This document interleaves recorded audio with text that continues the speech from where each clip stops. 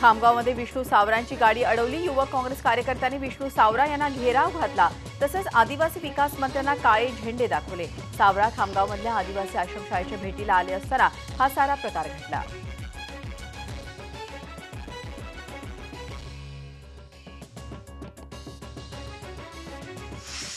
बुलढाणा जिल्ह्यातल्या खामगावच्या आदिवासी आश्रमशाळेत शिपायानं 10 वर्षांच्या मुलीवर बलात्कार केल्याचं उघड झाल्यावर आता या प्रकरणाची महिला आयोगानं गंभीर दखल घेतली आहे। राज्य महिला आयोगाच्या अध्यक्षा विजया रहाटकर यांनी मुख्यमंत्री देवेंद्र फडणवीस यांची भेट घेतली। या प्रकरणी मुख्यमंत्र्यांनी आरोपींची गय करणार नाही असं आश्वासन दिल्याचं रहाटकर यांनी म्हटलं आहे। या बलात्कार प्रकरणी 13 जणांविरोधात गुन्हा दाखल करण्यात आला असून 11 जणांना अटक करण्यात आली आहे। यामध्ये मुख्य आरोपी इतू सिंग पवार आणि संस्थाचालक, शिक्षक आणि कर्मचाऱ्यांचा समावेश आहे। या प्रकरणाच्या चौकशीसाठी अतिरिक्त जिल्हा पोलीस अधीक्षक श्वेता खेडकर यांच्या नेतृत्वाखाली एसआयटीची स्थापना करण्यात आली आहे।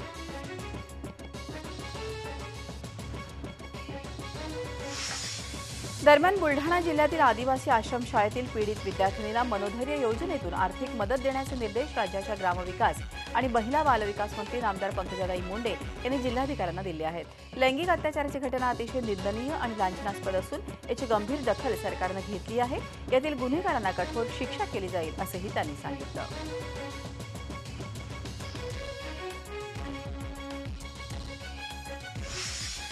गृहराज्यमंत्री दीपक केसरकर यांनीही बुलढाणा बलात्कार प्रकरणाचा तीव्र निषेध केलाय।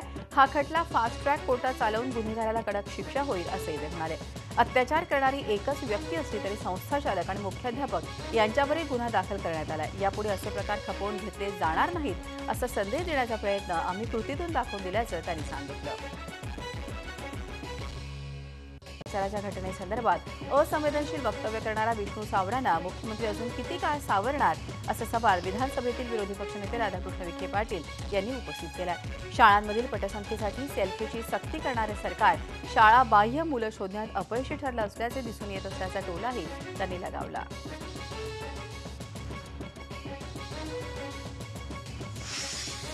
आत्महत्या करणाऱ्या शेतकऱ्यांबाबत सरकार किती उदासीन असतं याचा धक्कादायक प्रकार समोर आला आहे। आत्महत्याग्रस्त शेतकऱ्यांच्या वारसांना 5 लाख रुपयांची मदत देण्याचं आश्वासन सरकारनं दिलं होतं, पण सरकारला आता आपल्याच आश्वासनाचा विसर पडलाय। माहिती अधिकारात याबाबत माहिती विचारली असता 1 लाख रुपयांची मदत 5 लाख रुपये करण्याचा कोणताच निर्णय सरकारच्या विचाराधीन नसल्याचं उत्तर महसूल खात्यानं दिलंय।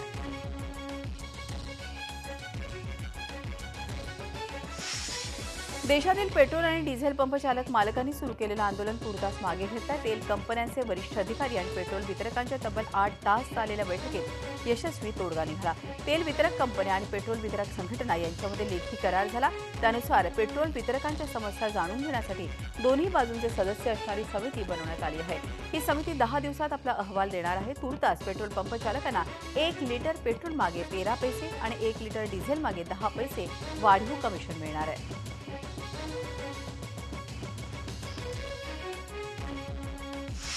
मराठी जनतेवरील कानडी अत्याचारानं कळस गाठलाय। बेळगावमध्ये काळ्या दिनाला काढण्यात रॅलीत सहभागी झालेल्या 35 कार्यकर्त्यांना कर्नाटक पोलिसांनी अमानुष मारहाण केली आहे। सीमा भागात 1 नोव्हेंबरला मराठी भाषिकांकडून काळा दिवस पाळण्यात आला होता। त्यात हजारोंच्या संख्येनं मराठी जनता सहभागी झाली होती। मात्र यातल्या प्रमुख 35 कार्यकर्त्यांना पोलिसांनी शुक्रवारी मध्यरात्री अटक केली आणि तुरुंगात नेऊन अमानुष मारहाण केली। अटकेचं वृत्त कळताच महाराष्ट्र एकीकरण समितीच्या नेते मंडळींनी पोलीस स्थानकात जाऊन मारहाण करण्यात आलेल्या कार्यकर्त्यांची विचारपूस केली। रात्री उशिरापर्यंत चहाची हॉटेल सुरू ठेवल्याच्या कारणावरून पोलिसांनी हॉटेल चालक, नोकर आणि ग्राहकांना बेदम मारहाण केल्याचा प्रकार सीसीटीव्ही कॅमेऱ्यात कैद झालाय। नांदेडमध्ये हा प्रकार घडलाय। रेल्वे स्टेशन परिसरात चहाचं हॉटेल रात्री उशिरापर्यंत सुरू होतं। गस्तीवर असलेले वजीराबाद ठाण्याचे पोलीस कर्मचारी या ठिकाणी आले। हॉटेलमध्ये घुसून शटर बंद करून दिसेल त्याला मारायला पोलिसांनी सुरुवात केली। पोलिसांची दबंगगिरी सीसीटीव्ही कॅमेऱ्यात कैद झालेली आहे। विशेष म्हणजे याच परिसरात एक बियर बार रात्रभर सुरू असतो। याची माहिती असूनही या बारमध्ये जाऊन कारवाई करायची हिंमत पोलीस दाखवत नाही।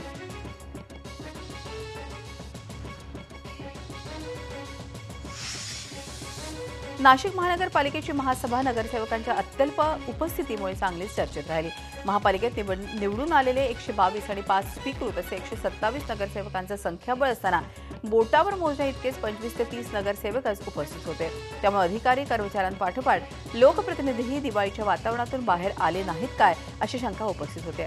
शहरात एकीकडे सर्वत्र कचरा घाण, रोगराईचं साम्राज्य पसरलेलं आहे, डेंग्यूची साथ हाताबाहेर गेली आहे, पाण्याची समस्या आहे, शहरातील कचरा घंटागाडी कर्मचाऱ्यांकडून उचलला जात नाही।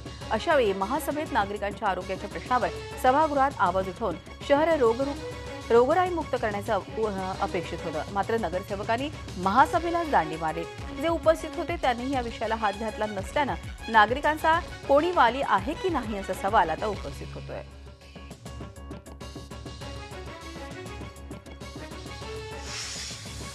नागपूर महानगरपालिकेच्या बँक खाती गोठवण्यात आली आहे। सुमारे 4,500 सफाई कर्मचाऱ्यांचा भविष्य निर्वाह निधी जमा न केल्यानं ही कारवाई करण्यात आली आहे। 2011 ते 2013 या 2 वर्षांच्या कालावधीत पालिकेच्या सफाई कर्मचाऱ्यांचा पीएफ जमा करण्यात आलेला नाही।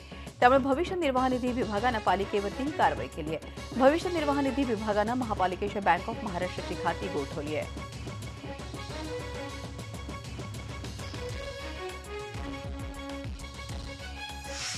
विद्यार्थ्यांची पटावर नोंद होते, मात्र प्रत्यक्षात अनेक विद्यार्थी शाळा बाह्य असतात। यावर तोडगा म्हणून बायोमेट्रिक हजेरी सुरू करण्याच्या निर्णयाची अंमलबजावणी होण्याआधीच शिक्षण विभागानं आणखीन एक नवी शक्कल लढवली आहे। यापुढे शिक्षकांना दर आठवड्याला मुलांबरोबर सेल्फी काढून तो सरळ या प्रणालीवर अपलोड करावा लागणार आहे। वर्गांमधील हजेरी पडताळणीच्या या नव्या प्रकारामुळे जानेवारीपासून शाळातील दर सोमवारचा पहिला तास हा सेल्फीचा तास ठरणार आहे।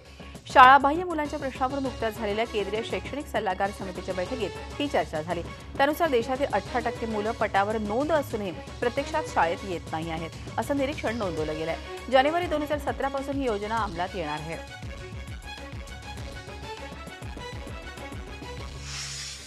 राज्यभरात यंदाच्या गळीत हंगामासाठी ऊसाचा तुटवडा जाणवणार असून यावर्षी कमी प्रमाणात ऊसाचं गाळप होणार असल्याचं मत राज्य साखर संघाचे माजी अध्यक्ष आणि सह्याद्री सहकारी साखर कारखान्यांचे चेअरमन आमदार बाळासाहेब पाटील यांनी व्यक्त केलं आहे। एफआरपीबाबत शासनाची भूमिका सकारात्मक असली तरी राज्य आणि केंद्र शासनानं सहकारी साखर कारखानदारी टिकवण्यासाठी मदत करण्याची गरज असल्याचं पाटील यांनी सांगितलं। कराड येथील सह्याद्री सहकारी साखर कारखान्याच्या 45व्या गळीत हंगामाची सुरुवात विधान परिषदेचे सभापती रामराजे नाईक निंबाळकर यांच्या हस्ते करण्यात आली।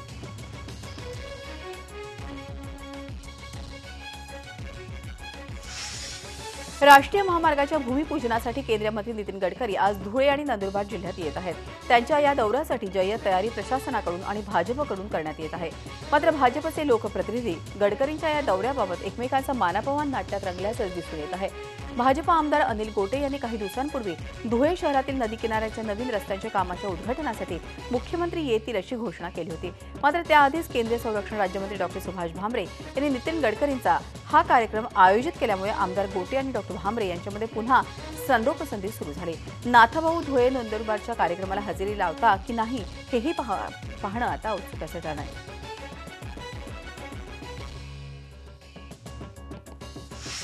पुणे महापालिका निवडणुकीसाठीच्या प्रारूप प्रभाग रचनेवर सुनावणी झाली। नवीन प्रभाग यावर करताना त्यात भाजपनं हस्तक्षेप केल्याचा आरोप आहे। त्या पार्श्वभूमीवर प्रभाग रचना तसंच आरक्षणासंदर्भात सुमारे 1100 हरकती सूचना नोंदवण्यात आल्या होत्या। बालगंधर्व रंगमंदिरात त्यावर सुनावणी झाली। या सुनावणीनंतर 23 नोव्हेंबर रोजी प्रभाग रचनेचा अंतिम आराखडा प्रसिद्ध करण्यात येणार आहे। त्यामुळे नागरिकांच्या हरकतींवर निवडणूक आयोग काय निर्णय घेतं याकडे सगळ्यांचंच लक्ष लागून आहे।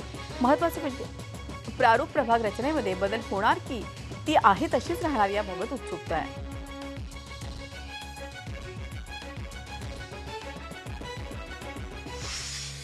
टाटा सन्स मुख्यालय असणाऱ्या बॉम्बे हाऊसच्या बाहेर मीडियाच्या प्रतिनिधींसोबत धक्काबुक्की झाली आहे। सायरस मिस्त्री बॉम्बे हाऊसमध्ये दाखल झाले त्यावेळी मीडियाच्या प्रतिनिधींनी प्रतिक्रियेसाठी कॅमेरे आणि माईक पुढे केले। अनेक जण सायरस मिस्त्रीसोबत आतपर्यंत गेले आणि याचा सुरक्षा रक्षकांना राग आल्यानं धक्काबुक्की करण्यात आली। या प्रकाराबद्दल टाटा समूहानं जाहीर माफी मागितली आहे।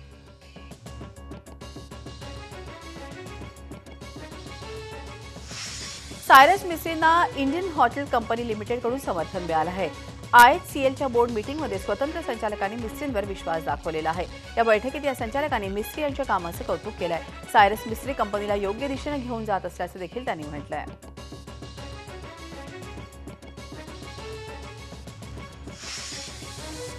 अरबी समुद्रात उभारल्या जाणाऱ्या शिवस्मारकामुळे पर्यावरणाला कुठलाही धोका नसल्याचं प्रतिज्ञापत्र राज्य सरकारनं राष्ट्रीय हरित लवादापुढे सादर केलं। या स्मारकामुळे मासेमारी आणि पर्यावरणाला धोका निर्माण होईल अशी कारणं देत स्मारकाविरोधात राष्ट्रीय हरित लवादाकडे याचिका दाखल करण्यात आली होती। या याचिकेसंदर्भात सरकारनं आरा लवादाकडे प्रतिज्ञापत्र सादर केलं आहे। राज्य सरकारच्या या भूमिकेसंदर्भात अखिल मच्छीमार कृती मंडळाचे संचालक आणि याचिकाकर्ते दामोदर तांडेल आज मुंबईत पत्रकार परिषद घेणार आहेत। सरकारचा हा दावा अजब असल्याचं पर्यावरणवादी आणि याचिकाकर्त्यांनी म्हटलं आहे। औरंगाबादेत काल बहुजन क्रांती मूक मोर्चा काढण्यात आला। क्रांती चौक ते जिल्हाधिकारी कार्यालय या दरम्यान हा मोर्चा काढून जिल्हाधिकाऱ्यांना निवेदन देण्यात आलं। या मोर्चाचं नेतृत्व सुद्धा मुलींनीच केलं आहे। दलित समाजासोबतच ओबीसी समाज, मुस्लिम समाज सुद्धा त्यांच्या मागण्यांसाठी हा समाज मोर्चात सहभागी झाला आहे। अॅट्रॉसिटी कायदा आणखी कडक करा, प्रत्येक बलात्काराला फाशीची शिक्षा द्या, खासगी आणि सहकारी क्षेत्रात आरक्षण लागू करा, मुस्लिमांना आरक्षण द्या अशा अनेक मागण्या या मोर्चात मांडण्यात आल्या।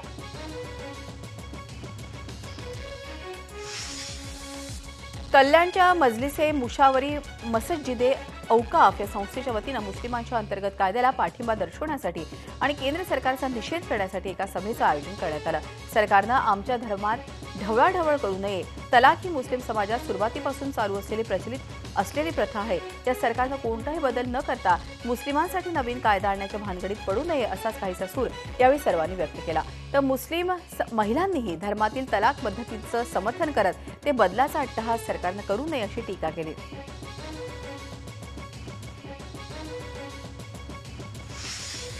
मुस्लिम पर्सनल लॉमधील 3 तलाक या मुद्द्यावर केंद्र सरकारच्या हस्तक्षेपाविरोधात जामियत उल मोमिन बैतुल माल या संघटनेनं जोगेश्वरीमध्ये रॅली काढली। या रॅलीला मुस्लिम महिला आणि मुस्लिम बांधवांनी हजारोंच्या संख्येनं उपस्थिती लावली होती। केंद्र सरकार शरीयत कायदा आणि इस्लाम विरोधात समाजात चुकीची माहिती देत असल्याचा आरोप यावेळी महिलांनी केला। तसंच समान नागरी कायद्याचाही विरोध त्यांनी केला।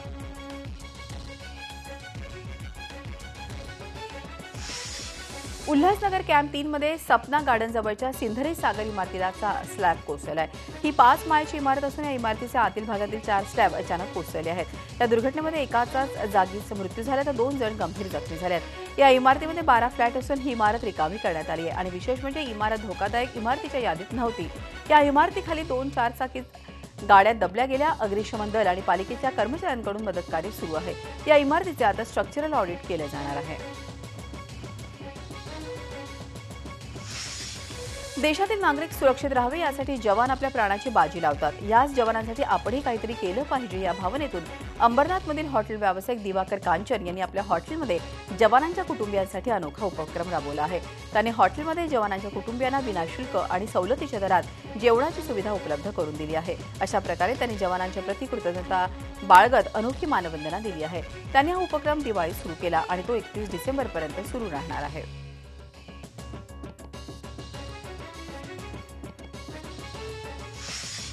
राज्यातल्या बातम्यानंतर देशविदेशातल्या महत्त्वाच्या बातम्या बघूयात झटपट।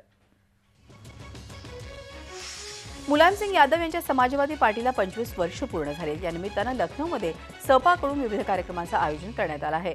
जनेश्वर मिश्र पार्क मैदानात विशेष सोहळा आयोजित करण्यात आला आहे।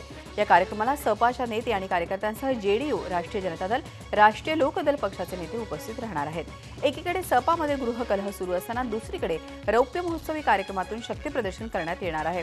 आगामी उत्तर प्रदेश निवडणुकांच्या पार्श्वभूमीवर या सोहळ्याला विशेष महत्त्व आहे।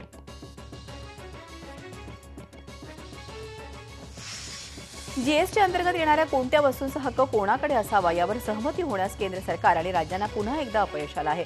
दिल्लीत 2 दिवस झालेल्या जीएसटी काउन्सिलच्या बैठकीत यावर सखोल चर्चा झाली असली तरी सहमती होत नसल्यामुळे 1 एप्रिलची डेडलाईन टळण्याची शक्यता निर्माण झाली आहे। 9 आणि 10 तारखेला नियोजित असलेली काउन्सिलची बैठक रद्द झाली असून 20 तारखेला राज्यांच्या अर्थमंत्र्यांनी अनौपचारिक बैठक घेतलेली आहे।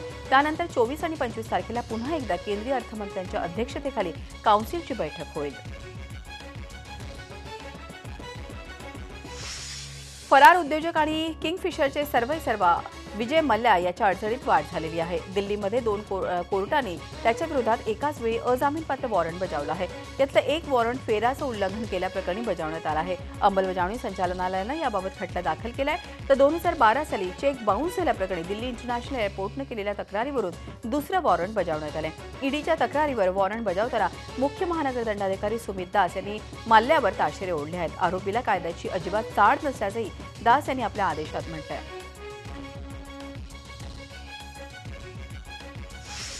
अमेरिकेत अध्यक्षपदाच्या निवडणुकीच्या काळात अल कायदा या दहशतवादी संघटनेनं हल्ल्याचा कट रचल्याचा इशारा अमेरिकन गुप्तचर यंत्रणेनं दिला आहे। मंगळवार 8 नोव्हेंबरला अमेरिकेत राष्ट्राध्यक्षपदासाठी मतदान होत आहे। या पार्श्वभूमीवर देशभरातील पोलीस यंत्रणा सतर्क झाली आहे। डोनाल्ड ट्रम्प आणि हिलरी क्लिंटन यांच्यात कोण बाजी मारणार याची उत्सुकताही शिगेला पोहोचली आहे। राजकीय वातावरण तापत असतानाच दहशतवादी संघटनांनी याच कालावधीत हल्ला घडविण्याचा कट रचल्याची माहिती समोर आल्यानं अमेरिकेत सुरक्षा व्यवस्था वाढवण्यात आली आहे। या धर्तीवर FBI गुप्तचर यंत्रणांसोबत संयुक्त दहशतवाद विरोधी पथकही स्थापन करण्यात आलंय।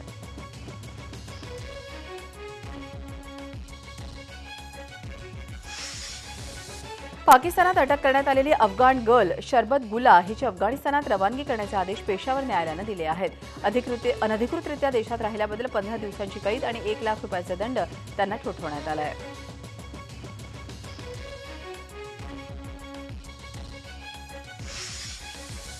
मोसुलमधल्या 6 भागांचा आयसिसकडून ताबा घेतल्याचा दावा इराकी सैन्यानं केला आहे। मोसुल हा देशातला आयसिसचा अखेरचा तळ मानला जातोय। गेल्या 2 आठवड्यांपासून लष्करानं शहरात धडक कारवाई केली आहे।